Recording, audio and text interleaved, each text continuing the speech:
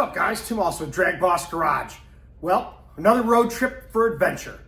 I'm headed off to Groveport, Ohio to meet my buddy Mike Charles and Rusty Glidden. Mike just bought Bob Glidden's 85 Pro Stock Championship T-Bird. So we're going to check it out. It's pretty much 99.9% the car. Rusty has a couple things to look at, but this is going to be amazing little adventure. So this is going to be amazing. I always enjoy seeing stuff like this, as you do too. I took the Cougar out racing last night. Ran great. I made a pass. 125, 60 foot, 594 in the eighth, 968, letting off the gas at 114 because something's not right. I got back and I looked at the separator tank for the vacuum pump and I see some fumes coming out of there, which never happens. So I think I got some blow by the rings. I don't know. You know, I had that issue with number 2. So it's never ending, but I'll do a leak down on it and find out. But man, that thing was hooking good. It was on trail for at least a 930. Anyways, let's get on the road and check out this old Pro Stock race car of Bob Glidden's.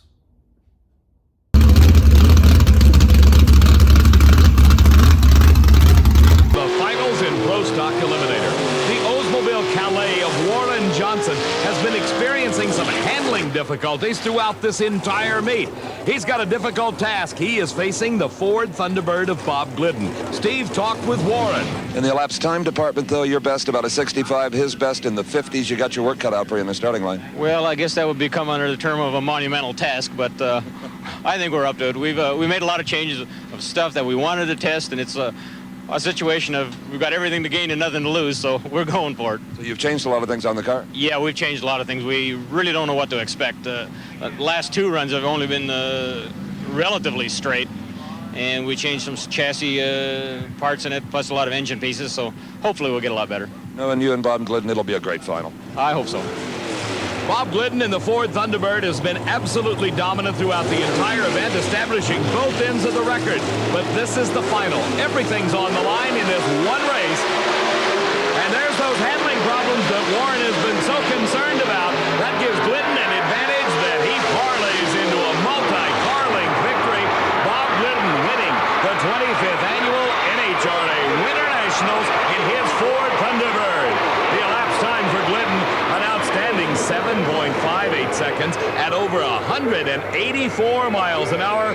Glidden, the champion, defeating Warren Johnson.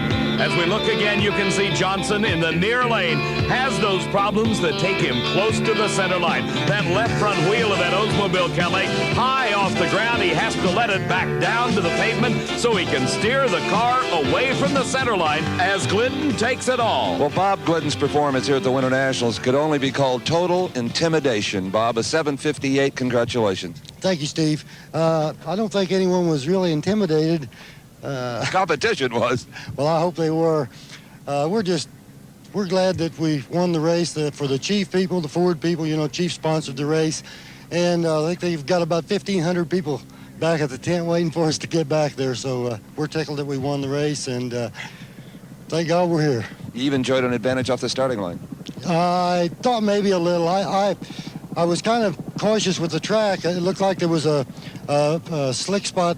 You know, we run off to the side from where everyone else runs for some reason.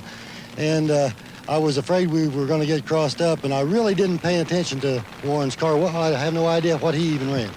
He was all over the racetrack, apparently. But congratulations to you and Etta and the kids and the whole game. Thank you very much, Steve.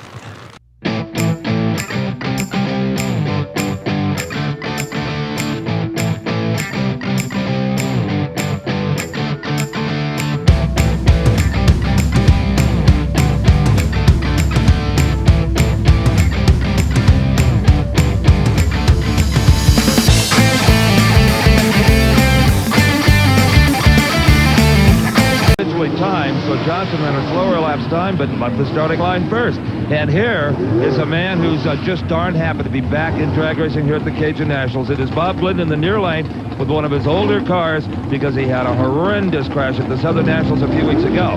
And he is racing the plumber from Atlanta, Georgia, Reed Wisnett, finally changing from the Chrysler Hemi Pro Stockers to the more competitive Chevrolet Camaro. Brock talked to Glidden about coming back after that crash. Bob, I know that it's an unpleasant subject, but the crash at the Southern Nationals is a reality for a professional race driver like yourself. Obviously, you prepare as best as you can to avoid those things, but how do you approach going back to racing? Well, that was an unfortunate situation in one hand for us, but on the other hand, I walked away from it, and as you've seen, Brock, it was a devastating crash. So we simply went back to the drawing boards, came back for the time being with the car from last season. We did make some changes to the car around the cage, around the driver area, because since the crash, I myself, or the whole team, is thinking a lot more about the safety end of it. And from there, we just go race. This is our profession. You know, if you had an accident or saw an accident on the way to work, it wouldn't stop you from going to work. So we are here, we're racing, and it might take us a race or two to get really back in good form, but we'll be back. Well, so far his form has been just fine. Didn't qualify quite as high as he's used to, but let's see what happens in round number 2. There is Reed Wisdom with the Camaro running the best elapsed times of his life. Beautiful, sleek, black Chevrolet. In the near lane, of course, is the Ford Thunderbird of Bob Glidden, the 5-time world champion. It is Glidden away first. Bob Glidden with a whole shot, but suddenly the Camaro pulls out in front. It is Reed Wisdom.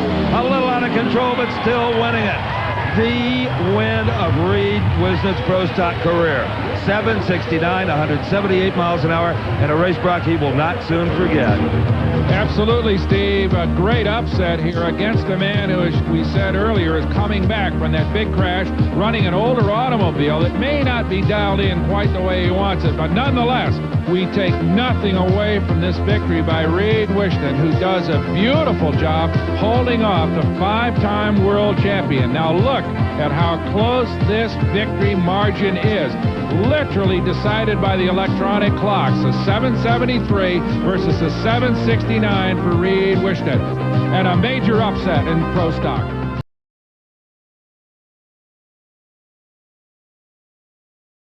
All right, guys, it's about 9 o'clock here in Groveport, Ohio. I think that's Rusty's truck right there. So let's see where we're at. We're at Charles Paving. So let's go in.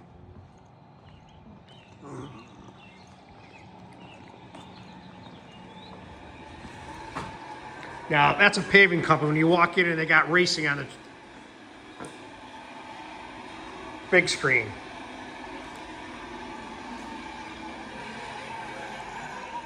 All right, guys, we're going to investigate this car. But what this car is this is the 1985 Ford Thunderbird of Bob Glidden.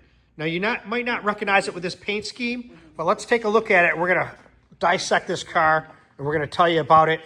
Rusty's here up there talking with Johnny, and we'll give you some details on it and see what you think. But it was an old bracket racer that Mike bought, so I just want to give you a look at it together with the duck lid on and the hood on. I think they have run Pro Mod in it. Oh yeah, the gang's all here. Check it out. Now, I already know some of these guys. The big guy with a beard is Johnny. You can see Rusty over there. Mike Charles and Nick Charles. Nate. There it is. They both start with an N. So what you're looking at right here, guys, this is Bob Glidden's 1985 Pro Stock Championship car. You might not recognize it in this color scheme, but Johnny's going to send me some pictures of it the way it was, and we're going to put it in the video, so we got to give him credit for that. But let's take a peek at it and see. Now, Mike got this car from Facebook. Apparently, the guy had it and was trying to sell it as a Glidden car. And like everybody says, they have a Glidden car. Everybody thinks they have a Glidden car or they had a Glidden car. So when Mike bought this, there were a few tips or a few things that he heard and saw that made him say, hey, I think this is the car. So we're going to come up here and get some looks at it, and then we'll talk about it. Man, that door is light. It weighs about a pound, man. Look at that. Now, this car was built by Gateway back in the day.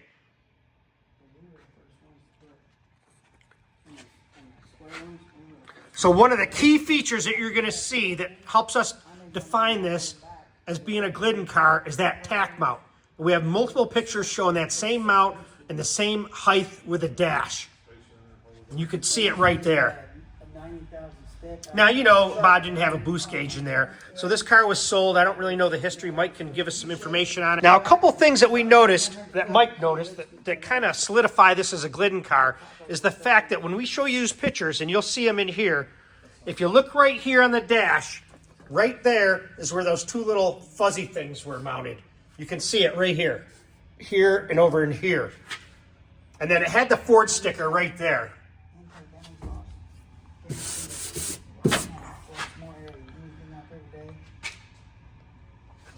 We'll give you some detail.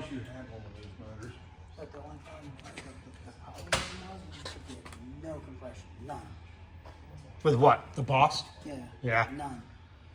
Yeah, isn't that crazy? Moved the exhaust port over 3/4 of an Yep. inch. And they always broke the rocker arm, the exhaust rocker arm, didn't they? Because the rocker arm was that long. Yeah. Here, let's see. Show them, Rusty. How long was that rocker The arm? exhaust rocker arms were about that long. And so, yeah, they There you break. go, Mike. Hey, buddy. So, Mike, why don't you tell us some of the features? I talked about the little tiny, I don't know what they're called, little stick-on guys that you said, Rusty, your PR girl put those on there? Yes. And we'll show pictures of them so you can see that. When was that? How did that occur? That's just, I think it was just a girl Fooling around? thing. Yeah. Just a girl thing, because they were young. Yep. And even for the time, but they were very, very intelligent with the PR world. Yeah. And they did a great job dealing with that. Okay. And our team with getting good PR on everything. Yep. And they just asked Dad if they could put them in there, one for each one of them. And Dad said, sure, because I mean, it didn't bother don't us. care. It was not any, they weren't very big, they weren't in anybody's way. Yeah. And when I saw that, I knew that's what was there. Right. I knew that. And you saw that too, right, Mike? Is that how one of the things you saw that said, hey, you noticed that? Or how did you come about that? It was one of the things, I called a guy down in Alabama that was with him when he picked it up, and he's describing the car. He goes, it had these two little fuzzy things on the dash. He said he was about 17 when they picked the car up. Yeah. And so I'm looking at the car, and I looked through there, and I seen where they were at. Yep. I said, son of a gun, there they are. That's where it was. Dang it, man. You know? And then The adhesive and sun wear and tear left their prints on them. I'm surprised they didn't clean them off with some adhesive remover or something. You know what I mean? All these years. I'm glad they didn't. I'm glad they didn't. What? You can look in the tack mount. We I showed him that, searched high yeah. and low, and we found pictures of the tack mount, and I had seen it in another picture earlier when I was Okay. younger, and I knew that was the tack mount, but I just couldn't prove it. And then we finally found it, and I can forward you that picture. And show Oh, you. sure. Can you give us just a brief history of how what happened to the car after? Do you remember what happened, Rusty, to the car after your dad was done with it, we'll say? Who did he sell to? Do you remember any of that history? I don't remember. Okay. The only one that really stands out in my mind that I remember, Yep. it was the 87, 87 or 88 Thunderbirds. A street racer from Detroit, Michigan Yeah. came down. No, Chicago. Okay. Chicago came down and bought both of them. Bought both what now? Because we had two T-Birds. It was 87 or 88s. Okay. And he came down and bought both T-Birds because he was going to use them for street racing. Right. So that's the only ones that really stand Okay. out. What? A couple of them, just other, like IHRA racers maybe bought them. Okay. I know of the very last two that we had, Robert Patrick got those. Yes, I've heard of him. Okay. What's your brief history that you know of, Mike? So the guy that bought this from Yep. Bob, his name is Ferris Cox. Ferris Cox, okay. And they said, the guy that knows him up down in Alabama said he was really country.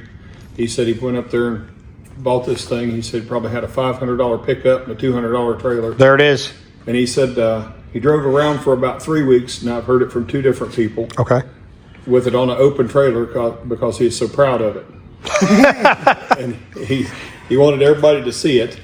And he left it, and they raced it, and I've got pictures of it. They raced it with Chief Auto Parts, everything on it. Yep.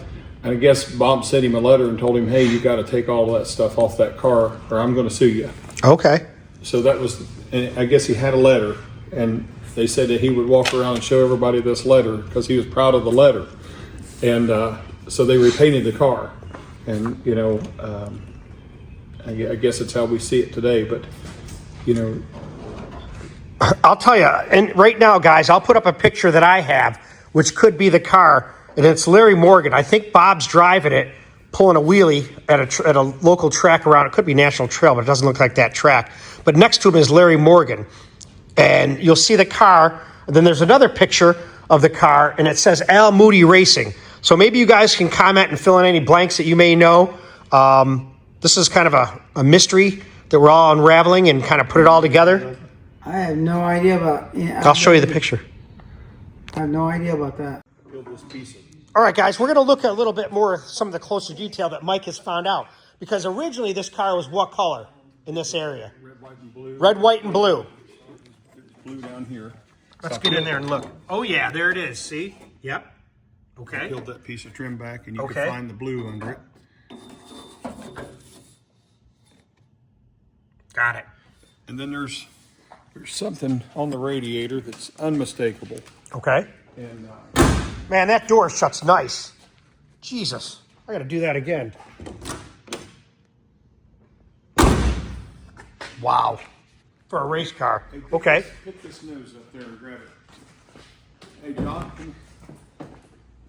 Let's watch him lift this nose off. Looks pretty light there. What's that thing weigh? About 30 pounds? It's pretty light. Yeah. 20. 20? Yeah, it's pretty light. So on this radiator, Okay. and I'll forward you the picture. Yeah. The old There's a Scirocco. video of Bob at an NHRA race. Okay. At Edgewater. Yep. It's got two straps hanging down here, and it's a round tank. Like overflow or something. It's an overflow Okay, tank. okay, yeah. And you can see they cut it off, and they left the straps on there. It's hard to believe that the radiator's still with the car 40 years later. I wonder, did they use Scirocco radiators for this? They did. I've got it on. We can pull it up on the TV, and I'll show it to you on a video. Yeah, yeah. And you know, it's Summer Nationals, I think is what it is. English Town? It's Edgewater. Edgewater, You okay. can see the tank on there. Okay. Let's get a better look at the front end. So they make a plastic headlight back there. Back then, it was an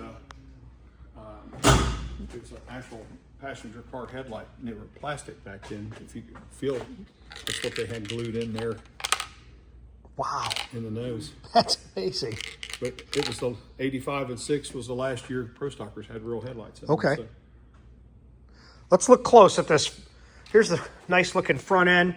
Now, one of the things that Rusty had talked about was this motor mount right here, this engine plate mount. He said that these are definitely Glidden's because he's made these things and put them on, and that fits his specific motor plate that they had for these cars, he said. You can see it's got a nice little strut set up. I don't know if that's a lamb or whatever. That is a lamb. Okay. Now, these cars, again, I said were made by Gateway. The bump buttons are here. Now, that's one of the key things that he said. They had dual bump buttons. Yeah. You know, so when you're adjusting the valves, you don't have to mess around. You just go side to side. Yeah, it's got one of the drivers and Let's see this one. Oh, yeah, there it is. Yep. little silver buttons. Let's get some good detailed work here.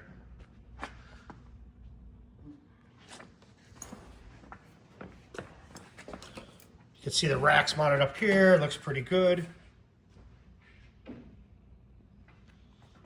Now, at one time, after it's been sold and raced, what were they racing? This bracket racing? What was the point of this? What did they do? What they were racing. He said they had a 787 in it. Wow, okay. Malenko, Yeah. Nitrous on it. Okay. So, I see a boost gauge in there too, so someone must have. I think the Turbo. grandson added that at some point. Yep. He was planning on some no prep racing Okay. or something like that. Okay. The only thing that was different that I can Thank see goodness they didn't do is that. that side marker light was orange in 84. Now, we kind of looked in here before, and that's what he was saying about this tack mount. And I have a picture of that tack mount that I can share with you. Okay. Now, what color were these? These wheel tubs are black. They look like they have silver underneath there. Were they just aluminum? They were painted. So there's a story that I was told. I would have to look for his name. Yeah. He told me that they painted the whole inside of the car black. He said they painted the wiring inside of the car, everything. Oh, wow. Yeah. And he said they had a short. They couldn't find it because they painted everything in the car black. And so Ferris Cox had all the silver tubs and all the cage and everything painted black. He said it looked brand new, but Okay. that's when the tubs went from silver to black. Got it. Let's check out this trunk. They painted over. They painted over. They didn't take them out. They're still there. They painted over. You can see it. It's still there. They just painted over it. So we'll come up from the back. Look at that. That's cool.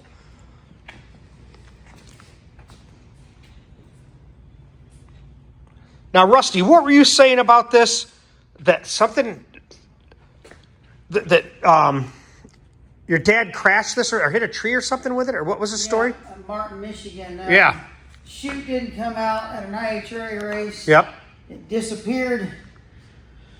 It was in the right lane and just past the scoreboard. There was nothing there. It was just open field. Yeah. You went across that and turned the car around and hit backwards. They just repaved a month before the race happened. They repaved the return road and it was up about 4 inches. Okay. Tore the rocker off one side and backed it into a tree on the passenger rear quarter or rear corner. Yeah, so smash this whole area right here. Mm-hmm. Now, did they repair that and keep that car and just repair it? Yeah. Okay. We took it back to Gateway and they fixed it. Okay. Took them a couple days. The guy that told me they painted the tubs black was Yeah. Clay Holland. Clay Holland. Clay Okay. Holland is his name. And some of you guys may even know Clay Holland. If you do, give him a ring, ask him that question. But he's the one that told me that Ferris had it all painted silver. Okay. Now, the hood's probably original, but the scoop is not from that period of time. Yeah. Now, Mike also said there's the deck lid. Probably weighs about 3 pounds. Now, the spoiler in the back is not original to this car, but Mike told me a story where the guy, is it Ferris Cox that has it? That bought it from. No, but does he have the original wing? Clay Holland has the original wing. Hey, Clay, can you trade Mike wings so we can put it back to original? He said he'd at least let me borrow it and copy it, so I'm good with that. You know what I mean? So. Yeah, but it'd be nice to have the original where it belongs. It would, You know, but copy it and give him the copy. I'd be happy with making it look the same at this point. You know what I mean? God, it's amazing.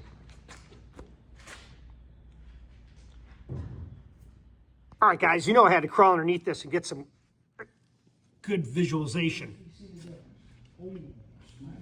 So we're looking at the front coming up here.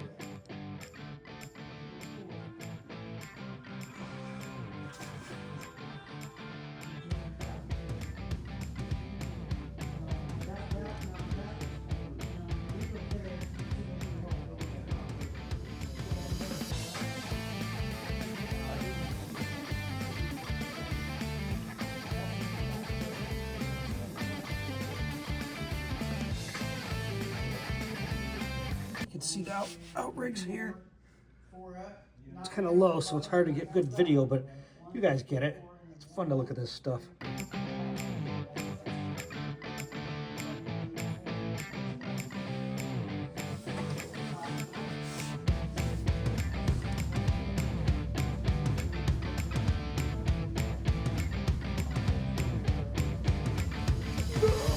One of my dad's Fairmonts was not a Fairmont. And the only reason it wasn't because the only difference between the Fairmont and the Ford Fairmont and the Mercury Zephyr was the tail lights. And when they went to get the taillights at the Ford dealership, they didn't have any for the Fairmont, but they did have them for the Zephyr, so they ended up putting Zephyr taillights on. So that really technically made it, because everything else in the car was identical. It was not a Fairmont. Wow. The little things that The get little you. things that get you. It's just like the very last probe we had. Mm-hmm. A lot of people don't know this, but because it was a disadvantage for us, they let Dad run it. Yeah. But it was too wide at the right here. I'll show you. Right here, it was too wide, but it had to be that way to get the rear tires on and off. And I'm not talking just a little bit. I'm talking it was like, if I remember right, it was 2 to 2 1/4 inches wider than what it was supposed to be. It was a disadvantage for us, but so NHRA said, sure, you can run it. It's just like these cars. See the bottom dam? See where there's this all the way across? Yeah. The reason they stopped those is because in the tunnel, in the wind tunnel on the 87 Thunderbird, we learned something with that, because where the car was sitting in the wind tunnel, there was it was a big flat spot, and then it went downhill this way and then downhill back that way. But right here along the wall, there were these windows that were about this tall, and they were sections. There was probably 7 or 8 windows, maybe 6. Well, I would crawl down the stairs, or crawl in between the stairs and the wall, and there was this great big old, probably 4-foot cooling line where cool water went in. And I would shimmy across that line and watch what that thing did, because we found out that something was changing and we couldn't visually see anything.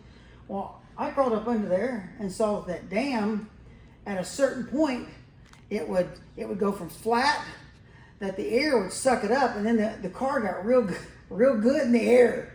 It was like low down or high downforce, no drag. So I kind of eyeballed it, and then we figured it out. We take the front end off. We started chalking it up like that. Yeah. And then that's when we came out. It was the 87 or 88 car. I don't remember. We came out, and the first thing we did was set both ends of the record, but the speed record went way up, and because the car was really good in the air. That car was as good in the air as the 89 Probe was, and the 89 Probe was a lot smaller than the old Thunder Chicken. Especially the coefficient in the front, the coefficient of drag was more streamlined. Probes were. You talk about when the 89 Probe, actually we ran it in 88, the last 3 races of 88. When that car came out, you talk about some whining and crying some other teams did.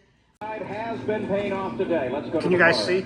It's special. Another one gone too long. All right, Lee, Gordy. Montreal or Ohio, but when you can do it in your home state, it's got to be great, Gordy. I'll tell you what, I'm one happy little guy right now. You want to get happier? You cut the perfect light, 400. Right. I love it. Okay, one more. Few of those guys, career. I don't care how long he races. Thank you, Steve. He's a good guy. Oh boy, is he happy? Well, not only is Gordy kicking up his heels, but he's got a lot of fans here that are cheering right along with him. Back at the starting line, there is Ekman, ready to take on 10-time Winston World Champion Bob Glidden. Glidden on paper certainly has the edge, as the last times throughout this event have been quicker than Jerry Ekman's. And let's go for a ride with the winningest pro stock driver, the winningest drag racer in history, Robert Glidden of Whiteland, Indiana.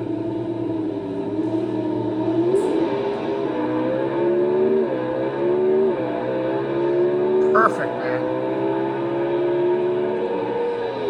And it's a clean win for Bob Glidden. We all won on that one, didn't we? Jerry Ekman left too soon. Another foul started pro stock. Glidden wins it at 740, 186. Even an old top fuel racer like me enjoyed that ride, Steve. Big Daddy. We're all set for the finals now in pro stock. It'll be Arizona's Gordy Rivera. The windshield in that Probe, from here to there, that's about how much it was laid out. Nice. In other words, it was not like this ramp. Yep. It was just a slight slope, And boy, It's you more talk like a about- 30-degree angle compared to that it being. Oh my God! You talk about 45. good in the air. But the worst part about that poor little probe was it was a short wheelbase. Yep. If it had this wheelbase with the same Shape. Yeah. width, narrower, and then same height, shorter. Oh my God, that thing would have been. Like we had that. What is the 114-inch Thunderbird? And I told Dad, I'm afraid of this car because Dad never ran it. I think he ran it at 1 or 2 races, and he finally said, "No, we're parking this thing." But so I ran it for a few races, and I ran it in Pennsylvania, Reading. And Dad said, "Why'd you let off?" He said, "You was on a good run." I said, "Dad, this thing comes off the whole car comes off the air at about 1,000 feet." Mm-hmm. So there's the bump in the lanes, both lanes. I mean, because it's like a big boat. You get it doing this, and then it hits a bump, and the whole thing comes up off the air. So he had to run before me on the Friday afternoon session, and he stopped on the way back. He stopped about 1,200 feet on the return road. And he got back. When I got back to the trailer, I ran it all the way through that run. Didn't qualify, but I ran it all the way through. And he goes, "I saw what you was talking about." I said, "That thing was all fours was off the ground about 1,200 feet." I said, "I told you." I said, "This thing's a death trap. After 900 feet, this thing's a death trap." It was that what, I don't know, 93 or 94 Thunderbird, but they were 114 or 115 inch wheelbase, and that was too much. It was just like a boat. I mean, it'd be all right if it was just little, but boy, if it had more bumps, and it would get to doing the boat thing, and then the whole car would be up off the ground. Rusty, what do you think your dad's favorite car was? It was the 1987 Thunderbird. 87. Yes, Okay. because we won 7 of the first 11 races that year. Man, it's amazing. And that was by far his favorite car. Okay.